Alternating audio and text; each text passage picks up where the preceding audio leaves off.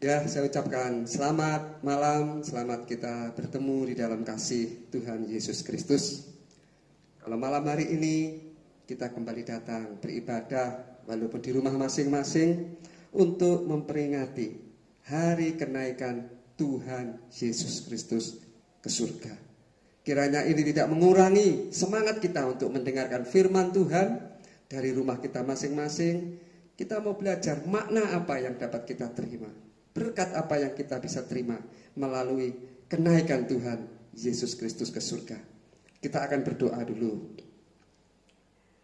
Kami mengucap syukur ya Bapa di surga, malam hari ini kembali kami bisa bersama-sama berkumpul di rumah kami masing-masing dengan keluarga, untuk kami kembali diberkati oleh firman-Mu. Dan kami mau merenungkan berkat, makna apa yang kami benar-benar terima dari kenaikan-Mu Tuhan ke surga. Karena itu adalah sesuatu yang luar biasa, yang hanya bisa dilakukan oleh Engkau sendiri. Satu bukti yang nyata yang akan kami terima melalui firman-Mu pada malam hari ini benar-benar menjadi satu pengalaman dalam hidup kami, memberkati hidup kami saat ini sampai kepada akhirnya. Terima kasih Bapa, kami membuka hati kami sepenuhnya untuk diberkati oleh firman-Mu di dalam nama Tuhan Yesus Kristus. Roh Kudus mengurapi kami semua. Amin. Ya, saya ucapkan selamat sore dan selamat kita kembali bertemu di dalam kasih Tuhan Yesus Kristus. Pada malam hari ini, kalau kita saat ini memperingati hari kenaikan Tuhan Yesus Kristus ke surga, kita bagaimana memperingati ini dengan sekalian kita tahu apa sih maknanya dengan kenaikan Tuhan Yesus ke surga. Saudara, kalau kita hanya sekedar memperingati tetapi nggak tahu nilai atau maknanya, seakan-akan kita hanya sekedar kayak tradisi. Tapi mari kita merenungkan benar-benar apa yang menjadi makna kenaikan Tuhan Yesus ke surga. Kalau kita renungkan, saat Tuhan Yesus bangkit dari kubur, peristiwa yang kita peringati sebulan yang lalu, kurang lebih 4 bulan yang lalu, itu sudah sangat luar biasa yang membuktikan bahwa Dia benar-benar Tuhan yang sudah mengalahkan maut. Karena tidak ada seorang pun di dunia ini yang benar-benar mengalami mati dan bangkit. Dan kalau mati suri sih ada, saya dengar orang yang mati katanya bangkit, tapi habis itu mati lagi. Jadi itu mati suri. Tapi kalau Tuhan Yesus, Dia buktikan ketika Dia bangkit, saat ini kita rayakan Dia naik ke surga. Nah, inilah yang membuktikan selain Dia sudah mengalahkan maut, Dia membuktikan bahwa Dia berasal dari surga. Nah, ini satu bukti yang harus kita renungkan. Apa sih nilai-nilai yang kita dapat melalui kenaikan Tuhan Yesus ke surga? Jangan sampai kita jadi orang Kristen memperingati ini hanya menjadi satu legenda atau menganggap satu dongeng. Secara keyakinan kadang-kadang ya apa ya ini betul apa enggak. Karena kalau begitu berarti sia-sia kita peringati walaupun dengan cara bagaimanapun. Tapi kalau kita renungkan, ini satu sejarah yang nyata bagi kita bahwa di dunia ini satu-satunya yang pernah menjadi manusia, yang bangkit dan yang naik ke surga hanya Tuhan Yesus Kristus. Nah, orang Kristen yang benar-benar mengamini dan mengimani nilai-nilai kenaikan Tuhan Yesus ke surga, itu benar-benar nyata dalam hidupnya, itu akan menjadi satu kesaksian hidupnya itu.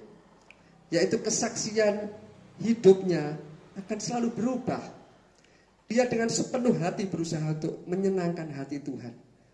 Bagaimana saya bisa mencari apa yang bisa saya lakukan untuk Tuhan, menyukakan Dia.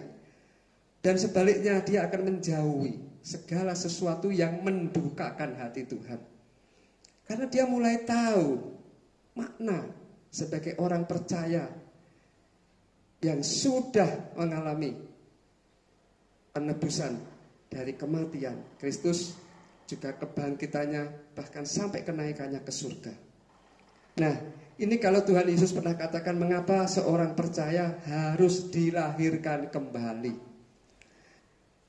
Artinya pusat hidupnya berbeda. Sebagai manusia duniawi, daging, pusat hidup adalah dirinya sendiri. Tetapi ketika dia benar-benar mengalami satu kelahiran baru, ciptaan yang baru, dia harusnya diubahkan menjadi manusia rohani. Pusat hidupnya adalah Kristus. Kalau saudara baca dalam Yohanes 3, seorang guru, seorang pengajar dari orang Israel yang namanya Nikodemus, dia masih ingin bertanya itu tentang apa yang Tuhan ajarkan tentang menerima hidup yang kekal. Di situ Nikodemus mendapat satu pengajaran tentang menjadi ciptaan baru atau kelahiran kembali. Dan tidak setiap orang bisa menangkap, sedangkan Nikodemus seorang pengajar pun tidak bisa. Sehingga dia sempat bertanya, ini kita bisa buka di dalam Yohanes 3, Yohanes pasal yang ketiga. Nanti saudara bisa baca mulai ayat yang ketiga, ayat yang kelima tentang arti menjadi ciptaan yang baru atau dilahirkan kembali. Tapi kita lihat pertanyaan Nikodemus dalam Yohanes pasal 3 ayat yang keempat. Kata Nikodemus kepadanya, bagaimanakah mungkin seorang dilahirkan kalau ia sudah tua? Dapatkah ia masuk kembali ke dalam rahim ibunya dan dilahirkan kembali? Tuhan Yesus menjawab, apa yang dilahirkan dari daging adalah daging, dan apa yang dilahirkan dari roh adalah roh. Janganlah engkau heran karena aku berkata kepadamu, kamu harus dilahirkan kembali. Ini kunci saudara, untuk saudara nanti bisa menikmati juga nilai-nilai kenaikan Tuhan Yesus ke surga. Karena kita juga akan mengalami sesuatu yang sama. Inilah kehidupan seorang yang sudah diubahkan. Dan ini tidak bisa diterima kalau orang belum mengalami bagaimana hidupnya benar-benar sudah diubahkan. Total dari kehidupan yang berpusat kepada diri sendiri menjadi kehidupan yang berpusat kepada Tuhan. 180 derajat istilahnya. Dan ayat 7, ayat 8 kalau saudara baca. Angin bertiup kemana ia mau, dan engkau mendengar bunyinya. Tetapi engkau tidak tahu dari mana ia datang atau kemana ia pergi. Demikianlah halnya dengan tiap-tiap orang yang lahir dari roh, yaitu huruf besar. Sulit diterima bagi seorang yang benar-benar belum bisa mau menyerahkan hidupnya kepada Tuhan, menjadikan Tuhan sebagai pusat hidupnya.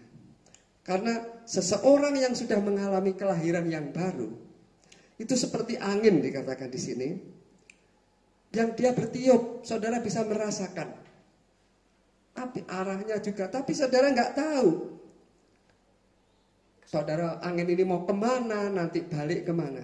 Demikian juga seseorang yang sudah dilahirkan kembali oleh Roh Kudus, yang berdaulat atas hidupnya. Ketika roh mengubah hidupnya, roh itu berdaulat dalam hidup seseorang, dia tidak akan bisa diramalkan atau diatur oleh kecerdikan manusia. Sulit. Seorang tua pun dia bingung setelah anaknya mengalami satu perubahan total oleh karena dia sepenuh hatinya kepada Tuhan Yesus. Orang tuanya kadang-kadang ini anak ini kok berubah ya? Berubah saudara jauh. Karena dia mulai radikal untuk Tuhan. Dia seakan-akan hidupnya sudah enggak ada artinya, selain hanya untuk menyenangkan hati Tuhan. Bagaimana dia bisa menyenangkan hati Tuhan. Dan dia mulai menjauhkan kehidupan mungkin yang dulu dia gak benar. Dia mulai merasa itu mendukakan Tuhan. Dia gak mau. Orang tuanya melihat perubahan itu bisa, ini luar biasa. Inilah orang yang sudah mengalami satu kelahiran baru. Hidupnya pasti berubah. Hidupnya pasti berubah total. Karena itu seperti angin tadi, nggak bisa dipikirkan, nggak bisa diramalkan atau diatur oleh seseorang. Kok aneh ya? Nah, memang beda. Nah, saudara, itulah yang akan membawa kita dalam memperingati hari ini kenaikan Tuhan Yesus ke surga. Itulah yang dikatakan kita akan menjadi satu manusia yang memiliki tubuh yang baru, tubuh kemuliaan, seperti yang Tuhan Yesus waktu dia saat itu terangkat ke surga.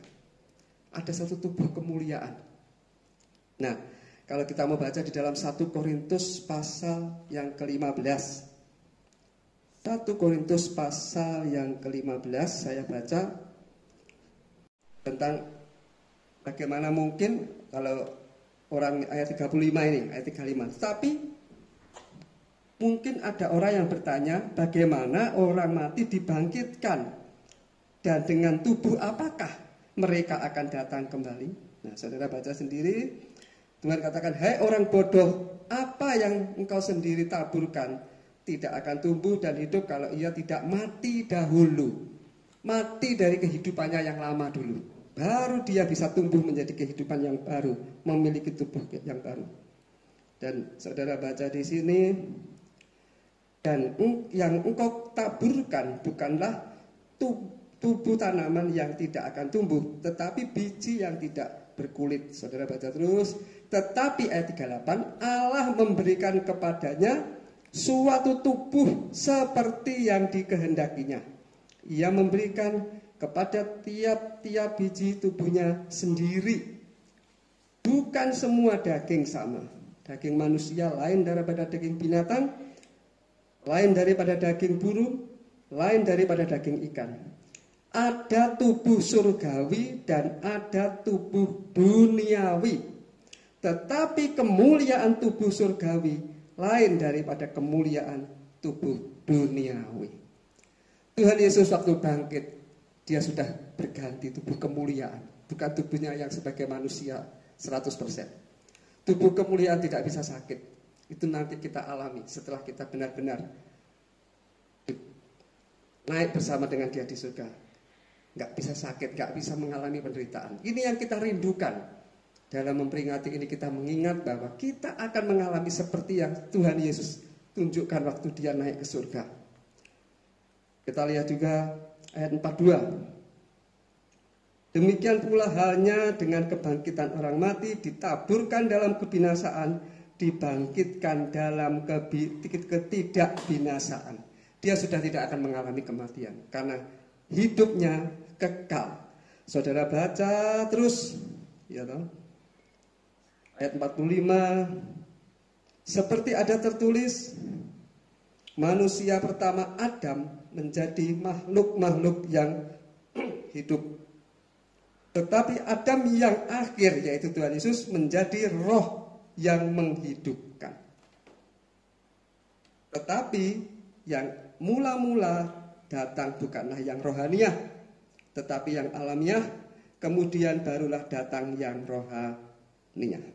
Saudara, ini saudara baca, semua saudara perhatikan sampai terakhir. Tapi saya nggak akan baca semua, tetapi di sini ayat 50 saya akan baca langsung. Saudara-saudara, inilah yang hendak kukatakan kepadamu, yaitu bahwa daging dan darah tidak mendapat bagian dalam kerajaan Allah, dan bahwa yang binasa tidak mendapat bagian dalam yang tidak binasa. Nah, saudara, di sini kita lihat ayat seterusnya. Sesungguhnya aku menyatakan kepadamu suatu rahasia. Kita tidak akan mati semuanya, tetapi kita semuanya akan diubah dalam sekejap mata. Nah, saudara baca terus pada waktu bunyi nafiri. Inilah tubuh kemuliaan, seperti yang Tuhan Yesus waktu terangkat kita peringati hari ini, itu sama kita akan mengalami kalau kita mengalami satu kehidupan yang ciptaan yang baru. Karena kita disediakan tubuh kemuliaan seperti yang Tuhan tunjukkan kepada murid-muridnya waktu itu.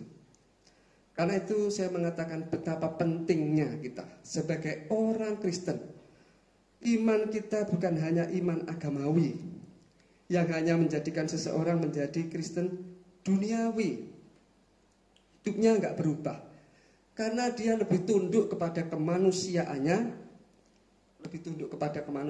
daripada otoritas firman yang ingin mengubah hidupnya. Artinya hidupnya sia-sia. Dia tetap sebagai manusia daging aja. Mari kita sebagai orang-orang yang saat ini memperingati kenaikan Tuhan Yesus Kristus ke surga, kita mulai berpikirnya berbeda. Di dunia tetap kita melakukan segala aktivitas untuk memenuhi kebutuhan kita sebagai manusia saat ini. Tetapi pikiran kita lebih terarah kepada apa yang Tuhan sudah sediakan dalam hidup kita. Kalau ayat terakhir dalam Kolose lainnya, kalau kita benar-benar mengalami satu pembaruan ciptaan baru, dalam Kolose pasal yang ketiga, saya ingin baca mulai ayat yang pertama. Karena itu, kalau kamu dibangkitkan bersama dengan Kristus, carilah perkara yang di atas, di mana Kristus ada, duduk di sebelah kanan Allah. Dia sekarang sudah bersama dengan Allah Bapa. Pikirkanlah perkara yang di atas, bukan yang di bumi, sebab kamu telah mati dan hidupmu tersembunyi bersama dengan Kristus di dalam Allah. Apabila Kristus yang adalah hidup kita menyatakan diri kelak, kamu pun akan menyatakan diri bersama dengan Dia dalam kemuliaan. Inilah saudara, kita akan belajar. Mari kita peringati kenaikan Tuhan Yesus dengan mengevaluasi apakah benar-benar manusia batiniah kita sebagai ciptaan baru ini sudah nyata seperti yang Tuhan Yesus kehendaki. Sangat penting saudara, hidup di dunia hanya sesaat. Saya kemarin katakan dunia ini hanya satu perjalanan, bukan tujuan, hanya perjalanan. Karena sesaat dan kita pasti akan tinggalkan. Kerajaan Allah itulah tujuan kita. Tidak ada artinya kalau kekristenan hanya kita selalu bertumbuh kepada kedagingan, kepada keduniawian saja. Tapi kita benar-benar harus merenungkan. Kalau dalam 1 Korintus pasal yang ke-15 tadi ditutup, tadi saya belum baca dalam 1 Korintus 15 bahwa kekristenan itu 1 Korintus 15 ayat yang terakhir tadi. Karena itu ayat yang ke-58. Karena itu saudara-saudaraku yang kekasih, berdirilah teguh, jangan goyah, dan giatlah selalu dalam pekerjaan Tuhan. Sebab kamu tahu bahwa dalam persekutuan dengan Tuhan, jerih payahmu tidak sia-sia. Perjalanan kita di dunia harus kita mulai sadar, pikiran kita juga terarah ke sana. Karena itu tujuan kita yang sebenarnya, kerajaan Allah. Saudara boleh beraktivitas di dunia, tapi jangan sampai kita keluar dari apa yang Tuhan tunjukkan melalui otoritas firman ini untuk mengatur hidup kita. Sehingga kita di dunia juga berbahagia.